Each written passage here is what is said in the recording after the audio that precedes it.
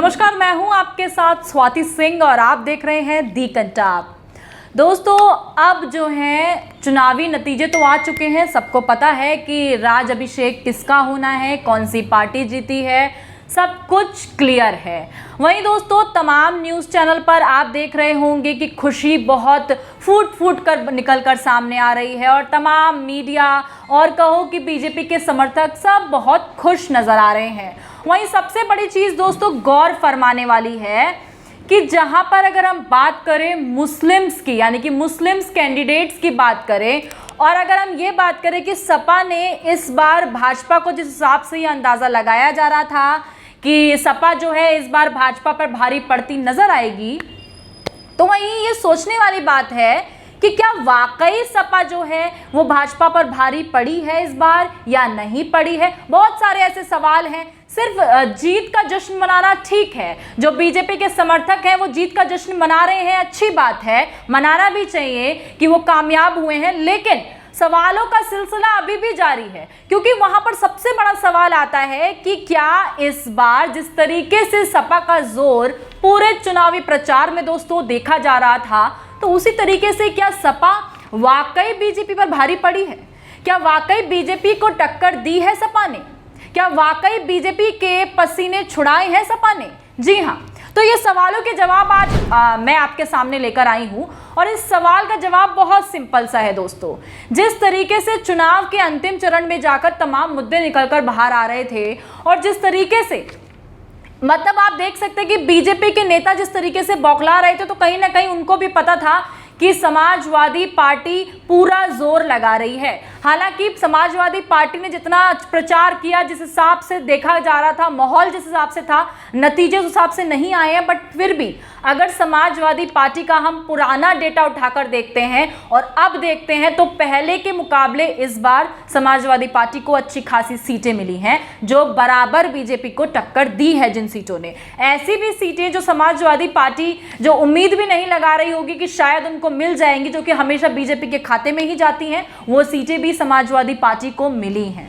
दोस्तों, वहीं हम बात करते हैं कि मुस्लिम प्रत्याशियों की। समाजवादी पार्टी ने करीब 63 मुस्लिम प्रत्याशी जो हैं वो उतारे थे मैदान में, और उसके बाद जो अगर हम डेटा को देखते हैं तो इस बार उन 63 में से 34 जो हैं वो मुस्लिम प्रत्याशी जो हैं वो जीत चुके हैं, और वो जो 34 जीते हैं, वो जो 34 विधायक निकलकर सामने आए हैं जिन्होंने बराबर बीजेपी प्रत्याशियों को टक्कर दी है, और ऐसे प्रत्याशियों को भी टक्कर दी है दोस्तों जो बीजेपी के जाने माना चेहरा रह चुके हैं। उन प्रत्याशियों को भी समाजवादी पार्टी के प्रत्याशियों ने टक्कर दी है। अगर हम बात करते हैं उन मुस्लिम प्रत्याशियों की जिन्होंने जीत दर्ज की है, तो मैं आपको बता दूं कि पिछले बार के मुकाबले, जैसे पिछले चुनाव जब हुए थे, उनके मुकाबले इस बार 10 मुस्लिम ऐसे कैंडिडेट जीत की ओर कदम बढ़ाया है जिन्होंने कि 10 विधायक और बढ़ गए हैं,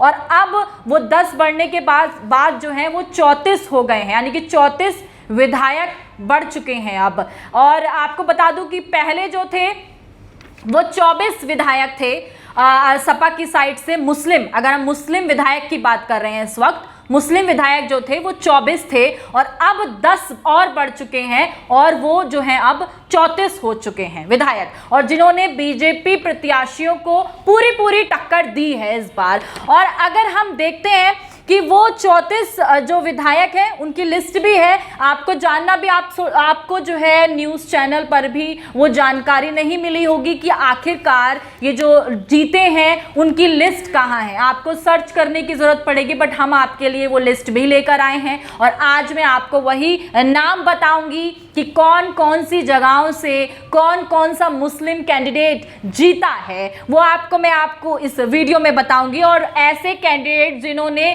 बीजेपी के प्रत्याशियों की नींदें उड़ा दी, ये किसी ने सोचा नहीं होगा कि किस तरीके से, मतलब आप सोच सकते हैं ऐसे मुस्लिम कैंडिडेट जिन्हें मुस्लिम्स का वोट तो मिला ही मिला है, साथ में हिंदू वोट भी मिला है। आपको भी पता है कि मुस्लिम आबादी जो है वो 20% है, और 20% से आप अंदाजा लगा सकते हैं, और जिस तरीके से अब डेटा निकलकर सामने आ रहा है कि कितने प्रत्याशी जीते हैं, मुस्लिम कितने प्रत्याशी जीते हैं। उनके हिसाब से अगर हम सबसे पहले बात करते हैं रामपुर की, अगर मैं बात करूं रामपुर की, तो रामपुर से दोस्तों आजम खान जीते हैं। आजम खान रामपुर से जीते हैं। सवार से उनके बेटे अब्दुल्ला आजम खान जीते हैं। मऊ से जो है बाहुबली मुख्तार अंसारी के बेटे अब्बास अंसारी जीते हैं। तो इसी तरीके से ये तो हो गए हाईलाइटेड चेहरों के नाम, ठीक है। ये हाईलाइटेड चेहरों के नाम जो मैंने आपको बताए, जो ये मुस्लिम कैंडिडेट्स हैं, ये जीतते आए हैं और जीते भी हैं। इनसे उम्मीद भी थी कि यही जीतेंगे, क्योंकि इनका जो गढ़ है उस पर कोई कब्जा नहीं कर सकता। ये काफी लंबे वक्त से दोस्तों जीतते आ रहे हैं। तो इसमें एक अंदाजा लगाया जा सकता है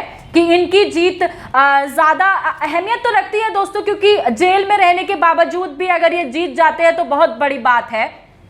पर ये हाईलाइटेड चेहरे हैं, इनका जीतना जनता को पता है कि हाँ आजम खान ही जीतेंगे, तो वो है। बट बहुत से ऐसे नाम हैं जो आपके जानने जरूरी है, और मे भी ऐसा हो कि आपको भी अंदाजा लग जाए कि हाँ ये कैंडिडेट जो है मैदान में थे और ये जीत चुके हैं। तो मैं आपको वो डेटा भी बता देती हूँ कि 2012 में जो है सबसे ज़्यादा जैसे जितने विधायक अब बढ़े हैं उसी संख्या में 2012 में भी मुस्लिम विधायकों की संख्या ज़्यादा थी, और 2012 के बाद अब 2022 में उस ट्रैक पर चल रहे हैं जहां पर मुस्लिम विधायकों की संख्या फिर से बढ़ी है दोस्तों। तो अगर मैं बात करूं, अभी हम आपको लिस्ट बताते हैं कि किस तरीके से कौन कौन से जो कैंडिडेट जो है मुस्लिम कैंडिडेट्स कौन कौन सी जगह से खड़े होकर और जिससे उन्होंने जीत हासिल करी है। तो अगर मैं अमरोहा की बात करती हूँ दोस्तों, अमरोहा से महबूब अली ने जीत हासिल करी है, और भैड़ी से अतर उर रहमान जो हैं उन्होंने जीत हासिल करी है, और बेहद से उमर अली खान हैं वो जीते हैं, भदोही से जाहिद हैं, और भोजीपुरा से शहजील इस्लाम है, शहजील इस्लाम जीते हैं। बिलारी से मोहम्मद फसीम जीते हैं, और चमोहा से नासिद हसद जीते हैं। वहीं गोपालपुर से दोस्तों, गोपालपुर से जो है वो नाफिस अहमद, और जसौली से मोहम्मद ताहिर खान जीते हैं।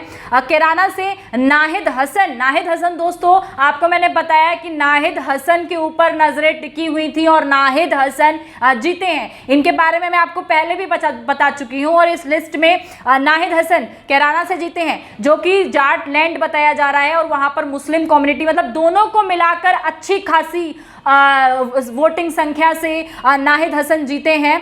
और वहीं कानपुर कैंट से मोहम्मद हसन जीते हैं, कांट से कमल अख्तर जीते हैं, किठौर से शाहिद मंजूर जीते हैं, कुंदरकी से जिया उर्फ रहमान, लखनऊ वेस्ट से अरमान खान, बटेरा से मारिया, और मऊ से अब्बास अंसारी। दोस्तों अभी मैंने आपको बताया जाना माना चेहरा अब्बास अंसारी मऊ से जीते हैं। अपने पिताजी, मतलब उनके पिताजी का दबदबा उन्होंने बरकरार उस परंपरा को आगे भी रखा, और मऊ से अब्बास अंसारी जीते हैं। मेरठ से रफीक अंसारी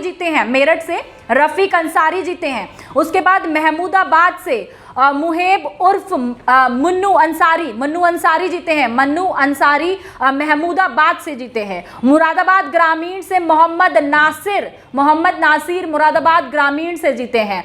नजीबाबाद से तस्लीम अहमद नजीबाबाद से जीती हैं।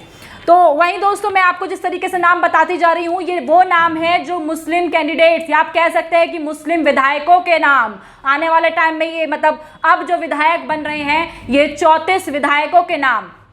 निजामाबाद से आलम बंदी जीते हैं। पटियाली से नदीरा सुल्तान जीती हैं। रामनगर से फरीदा मोहम्मद किदवाई जीती हैं, और वहीं रामपुर से आजम खान, जैसे मैंने आपको बताया रामपुर से आजम खान बहुत अच्छे खासे वोटों से जीत हासिल करी है। संभल से इकबाल महमूद जीते हैं। सिकंदरपुर से जिया रिजवी जीती हैं, जिया उद्विन रिजवी जीती हैं, और वहीं पे शीशमाऊ से हाजी इरफान सोलंकी जीते हैं। सिविल खास से गुलाम मोहम्मद जीते हैं, और सवार से आजम खान के बेटे मोहम्मद अब्दुल्ला आजम खान जीते हैं। ठाकुर द्वारा से नवाब जान, और थाना बंद से अशरफ अली जीते हैं। अशरफ अली थाना भवन से जीते हैं। थाना भवन से अशरफ अली जीते हैं। और डुमरियागंज से शैयदा खातून जीती हैं। और सहारनपुर से आशू मलिक जीते हैं। दोस्तों जो मैंने आपको ये नाम बताए हैं ये 34 विधायकों के नाम हैं और 34 ऐसे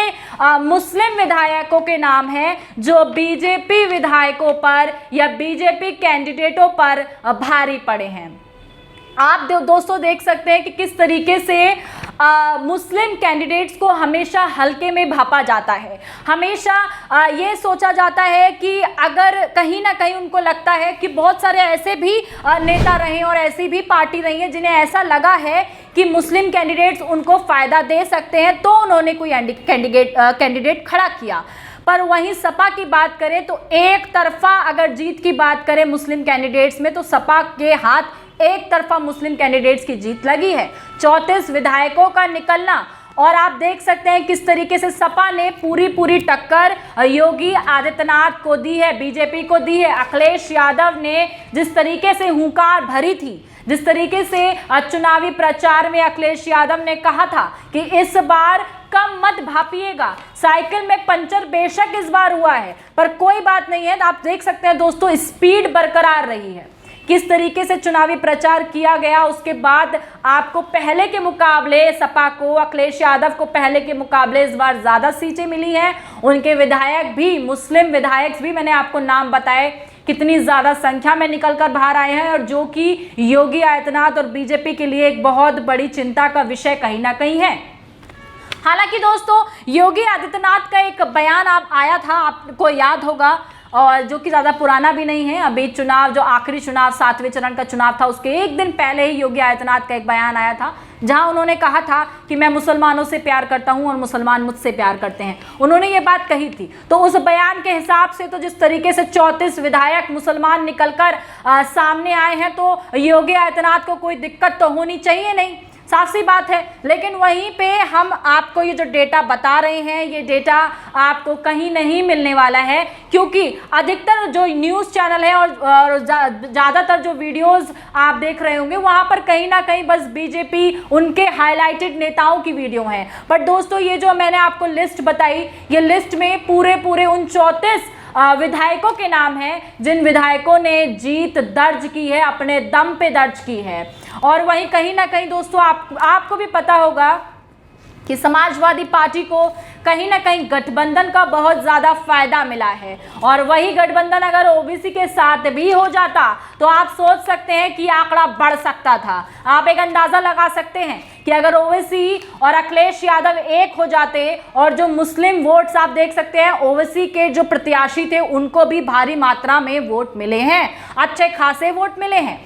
मतलब आप देख सकते हैं 10,000 से ज़्यादा वोट मिले हैं। इतने ज़्यादा वोटों की संख्या के बावजूद भी आप ये देखिए कि डिवीज़न हो जाता है। अगर सारे मुस्लिम एक जगह हो जाते या सारे जाट एक जगह हो जाते, तो जाट और मुस्लिम को मिलाकर अगर गठबंधन होता भी, तो उस तरीके से बहुत भारी डिफरेंस का सामना बीजेपी को करना पड़ता। बट यहाँ पर देखा गया कि अपनी सेल्फ आप वो बन जाते हैं, तो उसके बाद आपको कहीं ना कहीं इस तरीके की चीज़ों का सामना करना पड़ता है जो अखिलेश यादव को करना पड़ा है। क्योंकि कहीं ना कहीं अगर वो ओवैसी के साथ गठबंधन करते तो इस तरीके की चीज़ें नहीं होती, और जो संख्या अभी 34 है, 34 से भी आगे जा सकती थी। मतलब मुस्लिम विधायकों की संख्या 34 से भी बढ़ सकती थी। तो वही चीज़ें हैं दोस्तों। अभी के लिए बस इतना ही। मैंने आपको सारे विधायकों के लिस्ट बताई कि कौन कौन से 34 विधायक मुस्लिम ऐसे प्रत्याशी जो मैदान में उतरे थे और 34 विधायक बने हैं, और किस तरीके से माहौल रहा था और किस तरीके से अब सामने निकल कर आया। जिस तरीके से पूरा चुनावी माहौल देखा गया था कि समाजवादी पार्टी के फेवर में माहौल था, लेकिन उसके बाद रिजल्ट के आते ही माहौल पूरा बदला। लेकिन हम जीत हार तो लगी रहती है, जीत को स्वीकार और हार को भी स्वीकार करना चाहिए। और अखिलेश यादव जिस स्पीड से अभी चले हैं, और आशा करते हैं कि आने वाले चुनाव में भी जो इन चुनावों में उनसे भूल हुई है, कोई चूक हुई है, तो वो आगे उसको अपनी ताकत बनाकर आगे नजर आएंगे। और आने वाले टाइम में भी देखा जाएगा कि मुस्लिम कैंडिडेट्स को जो हल्के में भापते हैं वो आने वाले चुनावों में नहीं भापेंगे। जिस हिसाब से रिजल्ट और जिस हिसाब से आंकड़े सामने निकल के आए उसको देखते हुए अभी के लिए बस मेरे साथ इतना ही। और तमाम जानकारी और खबरों के लिए हमारे साथ बने रहें और देखते रहें दी कंटाप। अगर अभी तक आपने हमारे चैनल को सब्सक्राइब नहीं किया है तो सब्सक्राइब करना बिल्कुल ना भूलें। धन्यवाद।